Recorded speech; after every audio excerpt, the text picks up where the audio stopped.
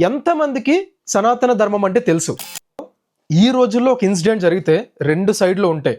అమ్మాయిలకి dress problem అంటారు, అబ్బాయిలకి కంట్రోల్ లేదంటారు. ప్రాబ్లం డ్రెస్లో ఉందా, మెంటాలిటీలో ఉందా, సిస్టంలో ఉందా?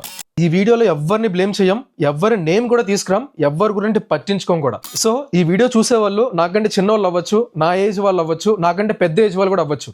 But based on my experience, నాకున్న నాలెడ్జ్ బట్టి చెప్తాను. ఈ సోషల్ మీడియాలో బాడీని ఆబ్జెక్ట్గా చూపిస్తున్నారు.